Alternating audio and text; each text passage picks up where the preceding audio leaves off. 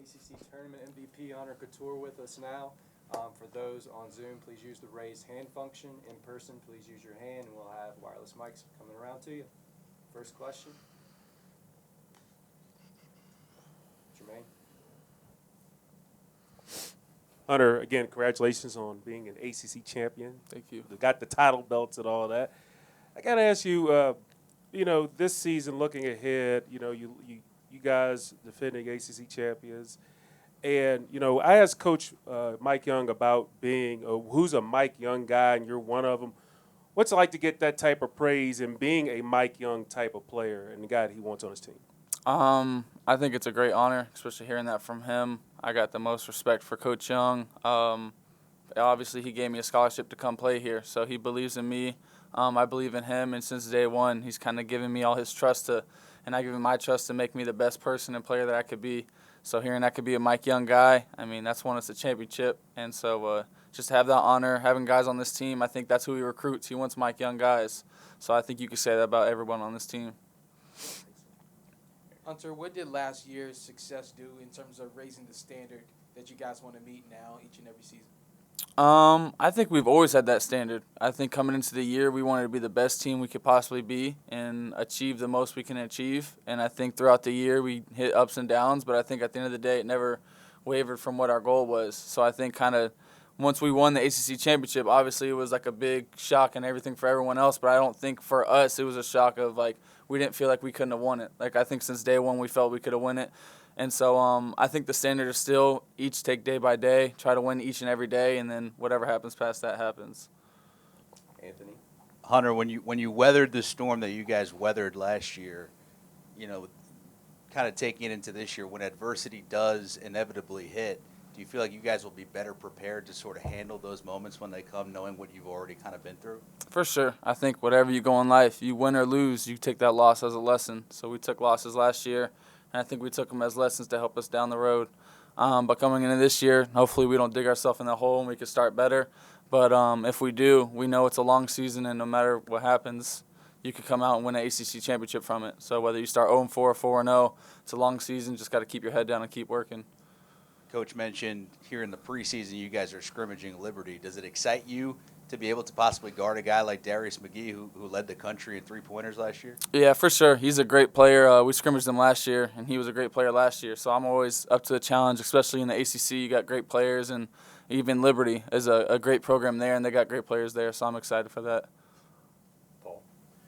Hunter, I want to ask you about the shooter's mentality. And we can talk specifically, if you want, about that championship game. When do you realize that, yeah, I'm going to just throw this thing up and it's going to go in, and it really doesn't matter? I think I have that mentality every game going into it. I never shy away from if I have a shot that I feel comfortable with, I'm going to take it. So I think in that championship game, I had a lot of good opportunities. My teammates set me up. Coaches called the plays, and I was just in the right spot at the right time, and I just made shots. On the flip side of that, if you're having a bad shooting night, is there a point where you go, okay, this just isn't my night, or shooter's going to shoot and you're just going to keep heaving those things up? Yeah, it's a little bit of both. Obviously, if your shot's not falling, this offseason I worked on different stuff, getting to the basket, trying to be involved in different ways than just shooting the three. If your three's not falling, get to the basket, get to the free throw line, try to score in that way. And if your just offense isn't that night, bringing it on the defensive end, bringing energy, something to impact the game. It's just offense is just one aspect of the game. You could be good on offense, but if that's your shot's not going to fall every game. But something you can give is effort and defense every single game. So if you can have that, you'll be okay. Hunter, you're the only remaining recruit from Mike Young's first year at Tech. What kind of relationship do you guys have? Is there any kind of increased responsibility in terms of being that guy that's been here through it all so far? Yeah, it's crazy. I was just thinking about that the other day, looking at each year we put a poster of our teams and stuff like that, and to see like I was the only one since the first team. It's kind of crazy looking back how fast time goes, but I think it is a responsibility just being here and kind of being the vet of the team now, understanding how Coach Young wants things done. And you hear it all the time from different coaches across the country. The best teams are player-led. So that's a big emphasis this year between me and Justin and all our other vets on the team is for us players, the coaches don't have to yell at the players all the time. If we could step in and say something or try to coach the young guys, and for them, I think it'll bring us better and kind of bring the team more together.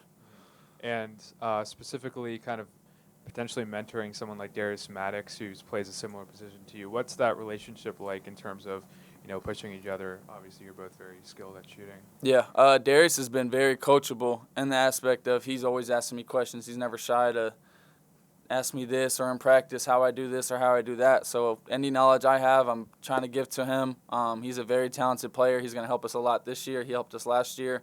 I'm excited for what he's going to do for our team this year. Defensively, what kind of guidance are you giving him, if you are? Darius? Yeah. Just little things. Obviously, watching film helps a lot, so telling him that aspect. But just different angles and the physicality of the game. This year, we're going to ask a lot more from him on the defensive side and offensive side.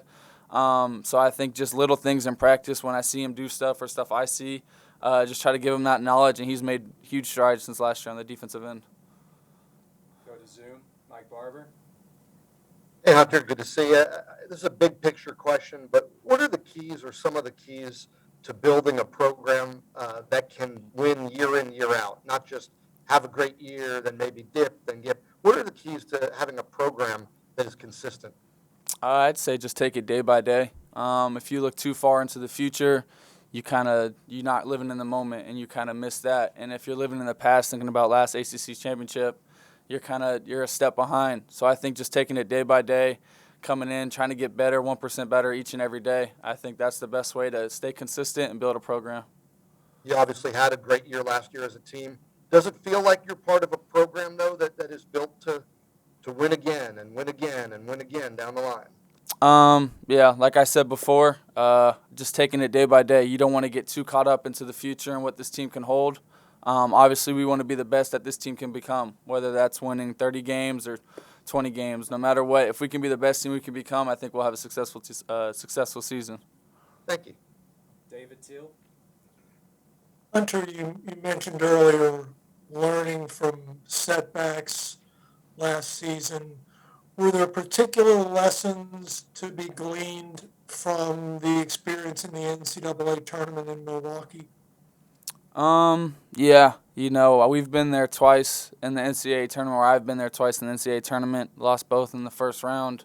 And I think it's just it's a different type of basketball. Guys are more keyed in on matchups, stuff like that when you're playing against high level teams and high level players. I think just learning from it is just taking the game slow. I think both games, last year I was in foul trouble. You get really caught up in the moment. You're kind of looking around, I'm in March Madness, this and that. But at the end of the day, it's just another game. The ball's going to bounce the same way. You just got to go out there and execute better. So I think what I learned just from being in the NCAA tournament twice is just executing better and just kind of playing my game. As you reflected during the off season, did you think more about Milwaukee or Brooklyn? Definitely Milwaukee, just because I feel like I don't want to reflect back on wins that already passed. We lost in Milwaukee, and I'm trying to figure out what I could do better and how I could put our team in a better situation to win. But kind of once the game's over with, you move on to next year, you reflect on the season, see what we got to get better at, and look forward to the next one. Coach Young was mentioning that even though you guys were third in the country last year in three-point accuracy, he thinks with you and Sean and Darius back and some of the new pieces that this team could be even better offensively. You think so? I do. I'd agree with that statement. We got a lot of talented players on our team and a lot of good shooters. Just seeing in workouts throughout the summer and in practices and scrimmages that we got a lot of guys that can really shoot the basketball. And I think it'll be one of those things where each night I think someone can hit 6 threes or 7 threes like that. So it'll be exciting to see Sean go off for 7 threes one game or Darius go off for 7 threes. So I think it'll be exciting to see the ball being moved around and different people making shots. Thank you. Hunter, Coach Young said that at the Barclays Center that apparently they raise a banner with Virginia Tech on it. Mm-hmm. You guys obviously go back there this year. Is that a trip that you're particularly looking forward to? And I don't know, does that place mean a little bit more to you guys now? Yeah, it's going to be exciting. Obviously, we played in Brooklyn last year. Beginning of the year didn't go well. Lost 2 games there, but to go back there and win 4 games and only go there this year to play Oklahoma State to kind of see Virginia Tech hung up there and with different legends that have been in the Barclays Center and different teams that have played there, it'll be special that our name's going to be there forever. Last question, Paul. Hunter, it was well documented in that championship game, getting to share that with your family. How important was that to you and to them, and kind of how do you reflect on that now that you've had a little bit of time to let that all sink in? Yeah, I mean, my family means everything to me. I wouldn't be the person I am or the player I am without my mom and dad and my brother and sister. So kind of being able to share that moment with my mom thereafter, kind of all the emotions felt of all the sacrifices she's made to get me to trainings and practices and stuff like that.